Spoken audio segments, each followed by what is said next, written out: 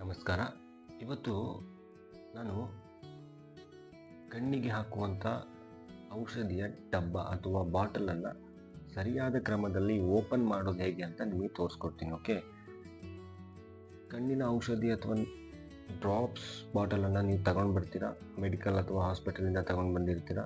First ಇದು seal ಆಗಿದೆ ಇಲ್ವಾ ಅಂತ ನೋಡ್ಕೊಬೇಕು. ನೋಡಿ, ಇಲ್ಲಿ ಈ ಥರ ಸೀಲ್ ಆಗಿದ್ದಿದ್ರೆ ಇದನ್ನು ಫಸ್ಟು ಟ್ವಿಸ್ಟ್ ಮಾಡಿ ಓಪನ್ ತಕ್ಕೊಳ್ಬೇಕು. ಇದನ್ನು ಈ ಥರ ತಕ್ಕೊಂಡು ಆಮೇಲೆ ಈ ಕ್ಯಾಪ್ ಇದೆಯಲ್ಲ ಇದನ್ನು ಸ್ವಲ್ಪ ತಿರುಗಿಸ್ಬೇಕು, ಟೈಟ್ ಮಾಡಬೇಕು.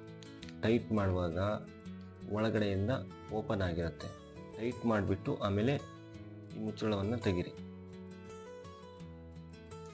ಸ್ವಲ್ಪ ಟೈಟ್ ಆಗಿರುತ್ತೆ. ಇದನ್ನು ತೆಗೆದು ಆಮೇಲೆ ಇಲ್ಲೊಂದು ರಿಂಗ್ ಉಳಿದಿರುತ್ತಲ್ಲ ಅದನ್ನು ತೆಗೀರಿ.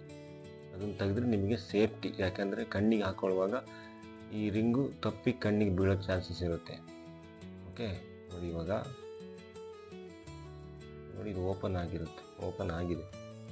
ಓಕೆ, ಅಕಸ್ಮಾತ್ ಈಗಲೂ ಓಪನ್ ಆಗಿಲ್ಲ ಅಂತ ಹೇಳಿದ್ರೆ ವಾಪಸ್ ಈ ಕ್ಯಾಪ್ನ ತೆಗೆದಿರ್ತೀರಲ್ಲ, ಈ ಕ್ಯಾಪ್ನ ವಾಪಸ್ ಹಾಕಿಬಿಟ್ಟು ಟೈಟ್ ಮಾಡಿದರೆ ಇದು ಒಳಗಡೆಯಿಂದ ಓಪನ್ ಆಗುತ್ತೆ. ಇದು ಬಿಟ್ಟು ಏನಾದರೂ ಪಿನ್ ಚುಚ್ಚೋದು ಅಥವಾ ಸೂಜಿಯನ್ನು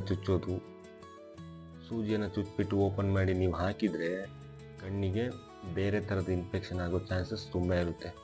ಓಕೆ, ಇನ್ನೊಂದು ವಿಷಯ ಏನಂತ ಹೇಳಿದ್ರೆ, ಈ ಡ್ರಾಪ್ಸ್ ಬೀಳುವ ಜಾಗ ಇದೆಯಲ್ಲ ಇದನ್ನು ಬರೀ ಕೈಯಲ್ಲಿ ಮುಟ್ಟಬಾರ್ದು. ಯಾವುದೇ ಕಾರಣಕ್ಕೂ ಬರೀ ಕೈಯಲ್ಲಿ ಮುಟ್ಟೋದು ಒಳ್ಳೆಯದಲ್ಲ.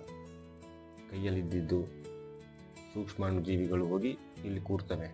ಇದೇ ಡ್ರಾಪ್ಸ್ನ ನೀವು ಕಣ್ಣಿಗೆ ಮತ್ತೆ ಬಿಟ್ಕೊಂಡ್ರೆ ಕಣ್ಣಿಗೆ ಮತ್ತೆ ಇನ್ನೊಂದು ತೊಂದರೆ ಆಗೋ ಚಾನ್ಸಸ್ ಇರುತ್ತೆ. ಸೊ ಇನ್ನೊಂದು ವಿಷಯ ಏನಂತ ಹೇಳಿದರೆ, ನೀವು ಯೂಸ್ ಮಾಡಿ ಆದಮೇಲೆ ವಾಪಸ್ ಈ ಮುಚ್ಚಳವನ್ನು ಟೈಟಾಗಿ ಹಾಕಿ ಕರೆಕ್ಟಾಗಿ ಹಾಕಿ ತೆಗೆದಿಡಬೇಕು.